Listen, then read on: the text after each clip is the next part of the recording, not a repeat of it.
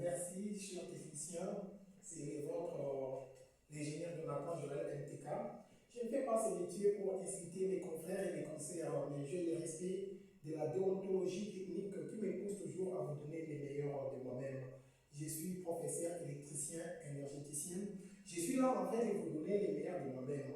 J'ai ouvert cette chaîne uniquement pour vous qui ont besoin d'apprendre l'électricité à distance. Tu es passionné de l'électricité, tu fais l'école technique, tu es à l'Institut supérieur, tu fais la polytechnique, tu es censé connaître l'électricité, que tu sois mécanicien, que tu sois électronicien, que tu sois électricien de formation. C'est vraiment très important de connaître cela. Et aujourd'hui, j'ai abordé un cours très important, c'est le cours d'électricité générale. Dans ces cours d'électricité générale, on va parler aujourd'hui sur un sujet qui est tellement utilisé en termes techniques. On va parler sur la loi d'Ohm. Vous allez voir à la cité, on vous dit il y a chute des tensions, il y a la chaleur, il y a l'effet joule, c'est là et tu as quoi. Dans ce sujet ici, nous allons vraiment vous apprendre l'électricité sur la loi d'Ohm. Sans toutefois tarder, nous prenons la loi d'Ohm. Alors, qui est Ohm? Ohm, ici, vous voyez comment nous écrivons O-H-M. Et on lit Ohm. Parce qu'il y a ces électriciens-là qui disent Ohm. Ce n'est pas Ohm, c'est Ohm. La loi d'Ohm. Qui est Ohm? Ohm, c'est un physicien, un savant. C'est un Allemand qui a développé beaucoup de choses sur la résistance. Alors, je vous demande d'aller sur Google pour lui repérer ses biographies, parce que nous, ici, nous allons vraiment s'intéresser par rapport à ce qu'il a développé. Comment on peut définir la loi d'Ohm? La loi d'Ohm, on dit, c'est une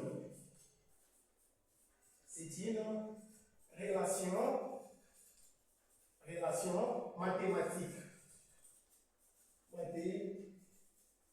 Mathématique qui relie trois grandeurs.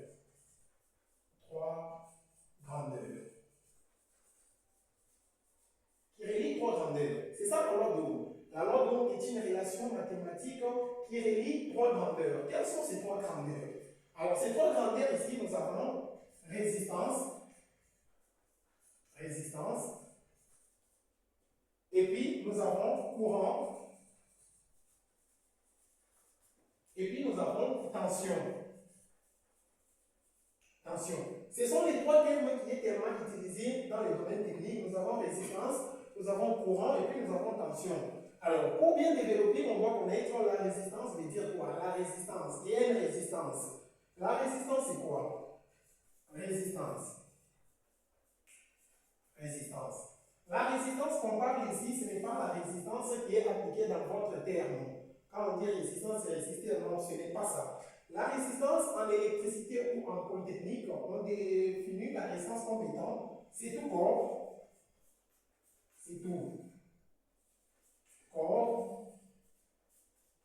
capable de s'opposer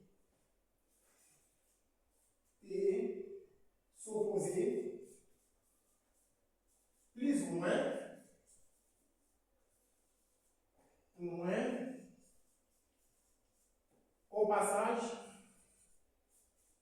au passage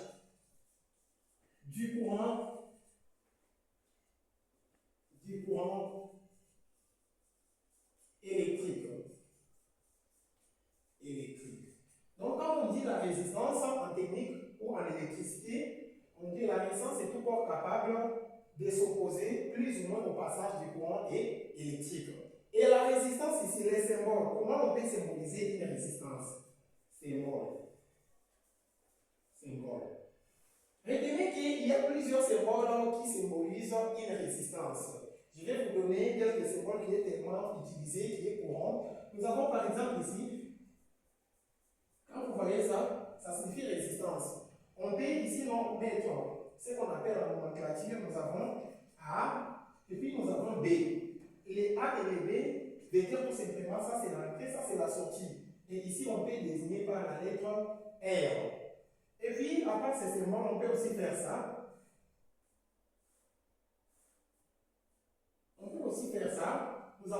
la lettre A et puis la lettre B. On appelle la nomenclature, l'entrée et la sortie. Et ici, on peut émettre R, qui signifie résistance. À part cela, on peut aussi faire ça. Il y a plusieurs symboles, ne soyez pas étonnés. Il y a plusieurs symboles, ne soyez pas étonnés. Donc, nous avons aussi A, nous avons aussi B. Et puis, ici, nous avons R, qui veut dire résistance. Alors, vous allez voir la résistance ici, que nous avons définie comme étant tout corps capable de s'opposer plus ou moins au passage du courant électrique. C'est ça ce qu'on appelle la résistance. Alors, la résistance ici a quelle utilité ou les rôles de la résistance. On peut mettre ici rôle. La résistance joue quel rôle dans un circuit? Quand on dit résistance, ça joue quel rôle? Premièrement, la résistance en premier rôle, c'est qu'on dit créer l'effet Joule. L'effet Joule. La résistance joue premier rôle de créer ce qu'on appelle l'effet Joule. Quand vous avez la résistance, ça produit l'effet qu'on appelle l'effet Joule. C'est quoi l'effet Joule? L'effet Joule, c'est lorsque vous avez la résistance et la résistance est connectée au courant, qui est la résistance dégage la chaleur. Tout appareil en électricité qui dégage la chaleur, à l'intérieur là-bas, il y a un appareil, il y a un élément plutôt qu'on appelle résistance. Exemple, nous avons les fers à repasser, nous avons les réchauds, nous avons des cuisinières, nous avons des spirales. Donc, l'ensemble de tous ces éléments-là qui produisent de la chaleur, à l'intérieur, nous trouvons un élément qu'on appelle la résistance. C'est ça le premier rôle. Le premier rôle de la résistance, c'est créer l'effet Joule. Donc, quand on parle de l'effet Joule, autrement, nous voyons la présence de quoi? De la chaleur. De la chaleur. Qui veut dire quoi? La résistance produit la chaleur.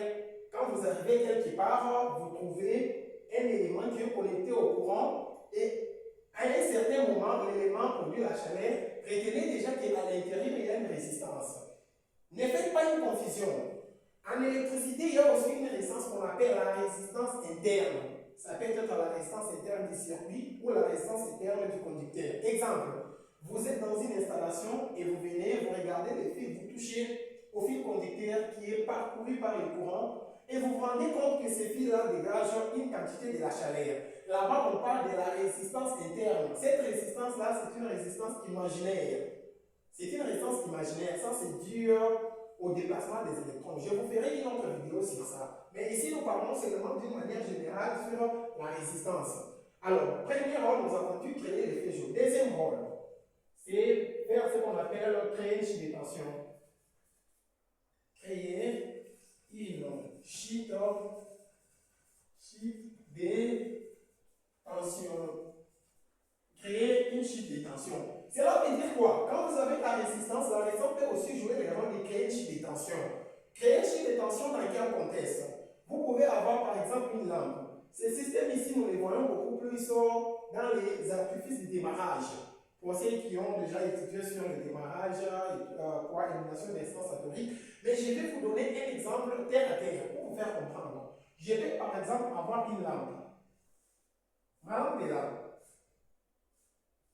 J'ai la borne A, j'ai la borne B.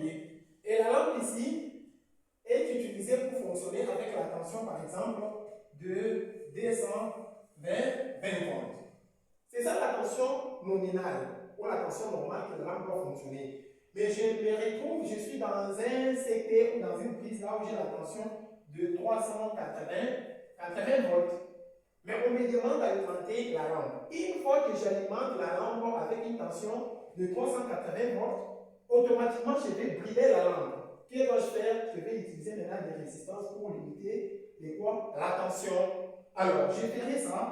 Je viens avec une résistance. Je vais mettre une ou deux. Je viens, je place maintenant la lampe. Je fais ça. Automatiquement, qu'est-ce qui va se passer? Les lampes ici que je plaçais vont créer une tension. Donc la tension va diminuer. Au lieu que la tension soit de 380, ici la tension peut descendre jusqu'à tel point, arriver à combien? À 220 volts. Nous avons limité la tension. Dans d'autres livres, on dit limiter la tension, soit créer une des tensions. Donc c'est un peu ça ce que vous devez retenir sur la résistance. Bien que nous avons dit, la loi de Ohm est une relation mathématique qui relie trois grandeurs. Donc c'est Georges Simon donc, qui a développé ces techniques ici que nous appelons techniques de quoi? De la résistance. Parce qu'auparavant, l'électricité existait pour autre chose. Mais lorsque lui il est venu, il nous a dit avec les courants, on peut aussi avoir une forte chaleur. Et les résistances sont utilisées aujourd'hui même dans des industries. Vous allez voir pour les hauts fourneaux, vous allez voir pour les quoi encore, vous allez voir pour les fours électriques qui est utilisé pour fondre des minéraux, ainsi de suite. On utilise aussi là-bas l'intérêt de quoi? Des résistances. Alors, deuxième chose, nous avons dit aussi, nous avons les courants. Les courants. Qu'est-ce qu'il y a aussi les courants? Les courants électriques. Courant et électrique. On prend un peu là. Ok? Les courants électriques. Les courants électriques. Il y a courant électrique. Les courants électriques, c'est quoi? En tant que futur électricien, tu dois connaître comment expliquer les courants électriques. Chez nous, il y a du courant, il y a coupure. Maintenant, les courants, là, c'est quoi? Je vais vous expliquer. Les courants, c'est un déplacement. C'est un déplacement. Un déplacement des électrons. Des électrons libres dans un fil conducteur. Dans un fil conducteur. Dans un fil conducteur. Qu'est-ce que cela signifie? On dit que le courant électrique est un déplacement des électrons libres dans un fil conducteur. Qui signifie quand vous avez un conducteur. Je donne un exemple. Un conducteur, c'est quoi? Un conducteur, c'est ça, ce que vous appelez communément les fils électriques. En électricité, on parle de conducteurs. Alors, qui signifie, par exemple, le conducteur est là. Je fais ces figures ici pour vous faire comprendre. Alors, ici, chaque élément est constitué par des électrons. Que ça soit même la clé ici à l'intérieur des électrons. Maintenant, ici, on dit que c'est un déplacement des électrons dans un fil conducteur. Dans votre livre, on va vous parler que le courant électrique est un déplacement des électrons libres dans un circuit. Or, quand nous parlons des circuits, nous voyons toute chose qui est métallique. Il y a toujours des conducteurs. Alors, ici, quand nous avons les conducteurs est constitué par des électrons. Tout ça, ce sont des électrons. Maintenant, pour dire qu'il y a la présence du courant, ces électrons ici doivent se déplacer. Et quand les électrons se déplacent, en ce moment-là, on dit qu'il y a la présence de quoi? Du courant électrique. On ne peut jamais parler du courant électrique sans voir la présence des électrons qui se déplacent. Lorsque les électrons commencent à se déplacer, les électrons circulent, là, nous disons qu'il y a la présence du courant. Donc, en tant que technicien, retenez déjà que le courant électrique est un déplacement des électrons dans un fil conducteur. Le courant électrique. La personne qui a développé les principes sur les courants électriques est appelé Ampère, Jean-Marie Ampère. Lui, il est de nationalité française qui a développé sur les courants. Je vous demande d'aller lire ses biographies sur Google, il y a toutes choses là. Alors ici, la troisième chose nous voyons, et le courant plutôt est symbolisé par la lettre U grand I, qui signifie courant. On peut encore dire courant, soit on peut encore dire intensité. Intensité. Et l'intensité ici, ça porte les noms des savants qui a développé ceci, ampère. Donc ça s'exprime encore en ampère. Le courant est exprimé en ampère. Et la résistance aussi. La résistance est exprimée en ohm. La résistance est en ohm. On va en parler. Et la troisième chose que nous trouvons ici là, la tension. La tension. On doit aussi expliquer la tension, c'est quoi? La tension.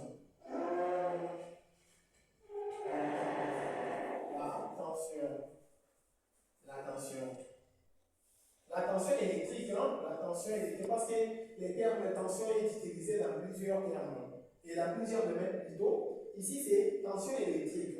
La tension électrique, c'est une force qui pousse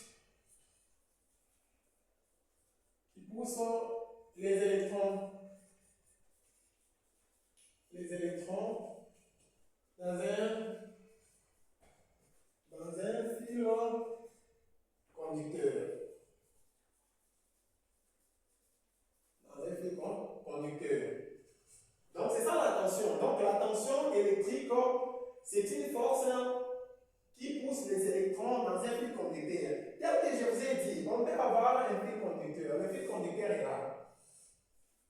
exemple, ici c'est l'entrée, ici c'est la sortie. J'ai maintenant les électrons. En physique, nous avons étudié les mouvements des actions-réactions. Pour qu'un corps se déplace, on doit appliquer une force. S'il n'y a pas la force, le corps ne peut jamais se déplacer. Quand vous avez un fil électrique, à l'intérieur là-bas, il y a déjà les électrons.